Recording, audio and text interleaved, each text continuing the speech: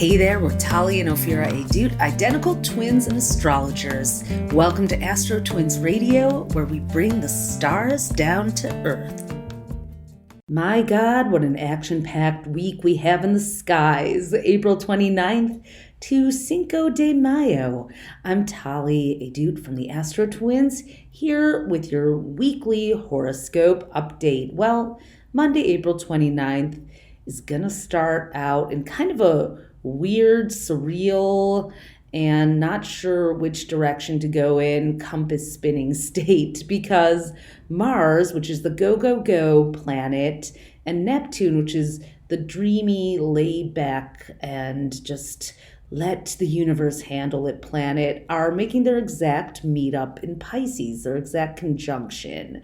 So we get vivid dreams and high-speed reality. This is a passive-aggressive mashup, if ever there were. Mars is aggressive and Neptune is passive. So one minute you may feel like charging ahead. The next minute you're like, wait, can I trust them? I better watch and observe quietly and use my charms. So you may have to do a bit of both. This is not a great day for really making any big decisions or chasing after FOMO.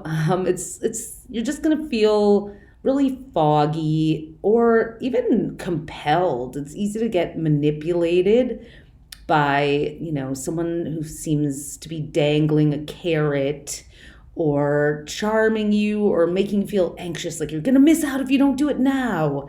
Anyone who applies high pressure tactics like that should be put in temporary cold storage, because they're not going to bring out the best of you. And even if they do have something really valuable to offer, you are not going to be in your finest position if you start the actual negotiating. So whether it's a relationship or a business deal, just information gather, find out what they want, and then give yourself some time to go back and contemplate, even if you're super excited and yes inside. Also on Monday, we're going to get this is where the bull comes in, and in a really lovely way. Venus, who's been in Aries for a few weeks now, which has really been compounding this month's Aries all the time energy. We're done with Mercury retrograde in Aries, thank God, as of last Thursday. But Venus was still trailing through Aries. Chiron, the wounded healer comet, is in Aries and will be for the rest of the year. But Venus moves on to its home sign. It slides into its home sign of Taurus from April 29th, Monday, until May 23rd. And this homecoming parade is one of the most sweet and sensual times of the year for love. It's a high spot every year for creativity, in a process-driven way, though. Venus in Taurus likes us to slow down, enjoy those courtship rituals, take things one step at a time, figure out what our favorites are with everything. Get out into those spring blossoms, the ones that are making my voice crack a little. Has anyone else out there been having allergies like crazy? I bet you have. In fact, Ophi doesn't even have a voice to get on the podcast with me for the last couple weeks. So it's been a little bit crazy here in Astroland. So here's hoping that this Venus in Taurus rules the throat chakra, will bring some nice soothing energy to everyone's voices and honey our words. Give us that sweet talking ability to smooth over, relationships that maybe hit a rough patch during Mercury retrograde in Aries. It's been rough out there. Everybody's been fighting and quibbling and arguing and warring and battling and screaming for their rights. And it doesn't seem like a lot of people are listening. So when Venus moves into Taurus, it can actually bring some diplomacy back to the world. Well, one would hope. However, that could maybe last for like 24 hours, and then we get another disruption in the field that we're going to have to contend with, because on Tuesday, yes, just one day later, April 30th, Mars, the warrior, also heads into its home sign of Aries, and it's going to be there till June 9th. Now, this hasn't happened for a couple of years. The last time was the end of May of 2022. So interestingly, the planets of love and sex are both in their home signs now. Venus, home base, sliding into home. Are we all going to be doing that?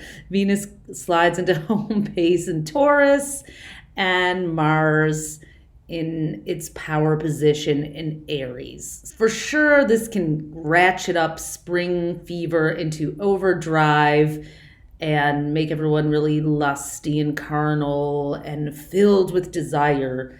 But given the state of affairs in the world, this warmongering, hawkish energy is not necessarily welcome on the global stage, and not exactly news that most of us, at least those of us who hope that humanity could resolve its issues without killing each other, would like to hear. Now, Mars and Aries doesn't mean necessarily that's a very, direct interpretation. Mars and Aries brings war, not necessarily. It can also bring power and trailblazing ideas and the ability to really stand up for ourselves, speak up, and create independent thought. Mars just moves the action. Mars is go, go, go, go, go, and so is Aries. So highly recommend channeling your energy into some sort of physical outlet during this cycle. So hey, if you've been waiting for the right time to get that spring training plan in action, you really should channel that energy into your physicality now. And sometimes Mars and Aries can bring so much energy that you actually feel exhausted and like your circuits are blown out, and you may feel like you don't have the energy to exercise. I don't know if you've ever found this to be true, but for myself, sometimes in those moments of exhaustion, what I need more than anything is to just start moving my body, get my blood moving, and go for a walk, and suddenly I have the energy to get on my Peloton or lift some weights or, dance, whatever. So that may be like a sign, if you're feeling sluggish and you've been getting enough sleep, that you've been absorbing way too much stress. So outflow, outflow, outflow, control the outflow, because Mars and Aries, April 30th to June 9th, can make people very combustible, very combative, and you don't want to be like this pressure cooker volcano that just explodes unexpectedly when that final provocation comes. It is a time, though, to pour your considerable energy into a solo mission, a project that you have taken on as your passion project, your pet project. Doesn't matter what anyone else says. In fact, Mars and Aries wants us to keep that creative control. So, okay, you don't have other people's alignment. Maybe you need to show instead of tell. So go develop it. Perfect time for that. Mercury's direct now, and it's in Aries until May the 15th. So the first half of May is also really great for kind of taking anything that you may have researched during Mercury retrograde from April 1st to 25th and actually turning it into a forward-moving effort. Wednesday, May 1st, welcome to May.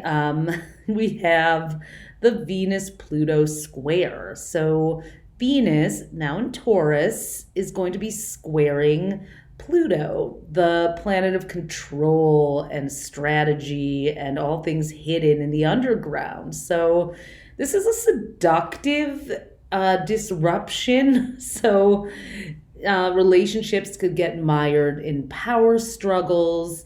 Feelings could be extra tender. You could get into an ideological battle. So do not try to play life coach with your love interest on Wednesday or any day, really. if you start picking at them or start especially trying to force your values onto them. Sometimes we'll go out, we'll talk to our friends, we'll be like, I don't know if they believe and want the same things as me. And then you go home or meet up on a date and you're all charged up. Your love interest feels, or your partner feels like you're trying to force them, to release their autonomy and do things your way. And all of a sudden, you're completely polarizing. That's the sort of thing that can happen during a Venus-Pluto square. There's some domineering energy that can come out in all sorts of ways. It can disguise itself as well-meaning, loving energy, or sort of a little bit of a victim-y energy.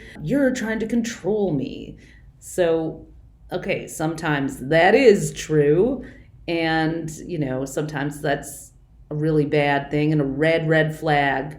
But if that's even in, more everyday cases, you probably should step back a little when you feel that coming up and take a little space.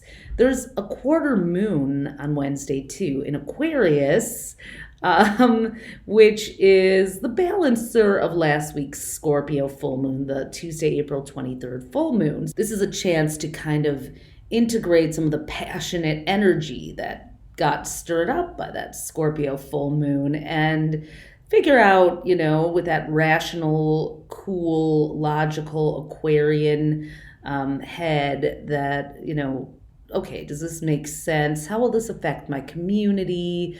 What tools and technology do I need to actually bring some of these big ideas and investments into form? So you're better off maybe fixating on, the 30,000 foot view of things than getting too granular on Wednesday and being more of a project manager than picker who's trying to tell everybody what they should do, or even picking it yourself.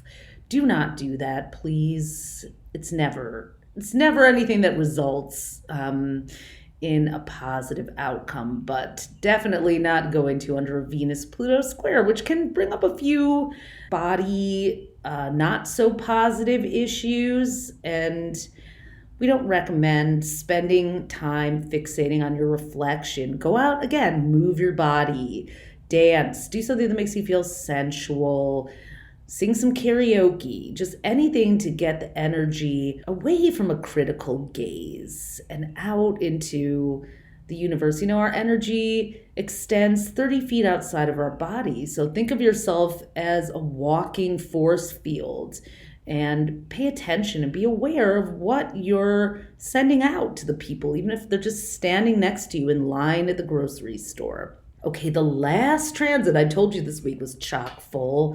Comes on Thursday, May 2nd. Pluto, sinister, nefarious, calculating Pluto, the ruler of the underground, the ruler of our unconscious, the things we project onto other people and blame them for when we're actually doing it our damn selves. Well, Pluto is spinning back into its annual 5-month retrograde. There's no avoiding it. All the outer planets, Jupiter, Saturn, Uranus, Neptune, Pluto, they all go retrograde for nearly half the year. Not half, but 4 to 5 months each every single year. So those are maybe a little bit of a blessing because those outer planets rule our broader life themes, how we interact with society in the world. And we can only take so much progress before we need like a little integration break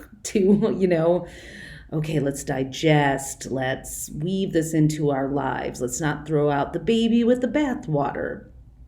So that's what we have to do now with Pluto. So this year, just like last year, Pluto is retrograding back through 2 signs, Aquarius and Capricorn. So this goes on from May 2nd to October 11th.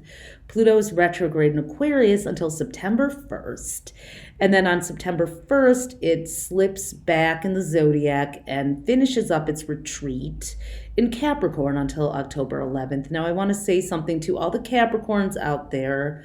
This is the last time you will ever deal with Pluto retrograde in your entire life. And you've been dealing with this for 16 years. So a moment of celebration for people with Capricorn or Capricorn rising, which is what I have, or Capricorn placements.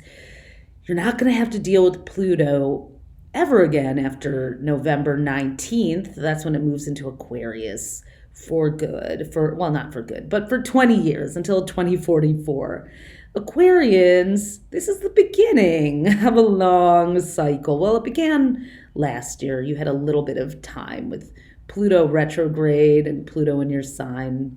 But the good news is you are embarking on a huge transformation. You are now the leaders of the alchemists among us, the ones who are going to guide us through all the spiritual changes that we need to make in this very increasingly Aquarian world where technology, social justice, activism, AI, UFOs, aliens, communal living, resource sharing, all the Aquarian, humanitarian, philanthropic, green, innovative, scientific, and technological advances are going to be the hugest deal for our survival as humans. And so thanks, Aquarius. You just have a little job there. Thanks for holding it down for us. I know you're probably barely even, starting to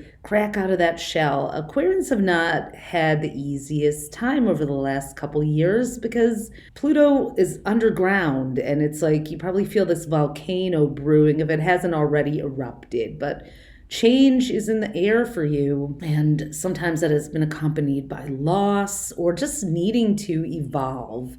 So that's been intense, really intense for Aquarians, and Aquarians don't like intensity, but you're going to have to get used to it now, I'm afraid to say, because it may become your new normal. You will synthesize it, so don't worry. I will say for all of us, and probably Aquarians, this retrograde might be a little bit of a relief because Pluto will be in snooze mode. So it's a chance to go back and do some soul searching, some introspection, and say, how have I changed? How am I going to deal with all these changes? Do I need to grieve? Do I need to move? Do I need to relocate something in my own psyche? Big questions ahead. Now, when Pluto's retrograde in Aquarius until September 1st, all of us can look at our technology and our community and see where we can make some updates or catch up with other people. And when it slips back into a Capricorn from September 1st, and I'm going to count post-retrograde from October 11th to November 19th, it's really about structures in our lives, especially around money, resources, and our careers. Where are we going? Where are we going in this next phase of life? Because I've heard a lot of people, it's not just Taylor Swift who's having a new era. I've heard a lot of people talking about they're entering a new era in their lives. And we have entered a new era with AI in the world. It has changed the landscape already, and it's going to continue to. So how can we make friends with the oncoming changes instead of or existing changes are already here? How can we make friends with them instead of cowering in fear and paranoia? We have a chance to do that and a chance to realign. Human beings are supremely capable and supremely adaptable. Again, for some, now Aquarius may also mean going full analog. Pluto in Aquarius is also about rebellion, intentional community. So some people may just completely reject the world of technology and social media. I mean, this potential TikTok ban in the United States is happening inside of Pluto's final shifting into Aquarius. So let's see what happens. Maybe get back on Instagram a little more just to be on the safe side. If you planned your whole business around TikTok, a secondary strategy might be a good thing to do during this Pluto retrograde. Yeah, All that happening in 1 week. Move your bodies, folks, and I'll talk to you next week. As always, thanks for listening. You can discover more of your star power at astrocell.com and be sure to follow us on social at AstroTwins. Join us next time for more cosmic fun.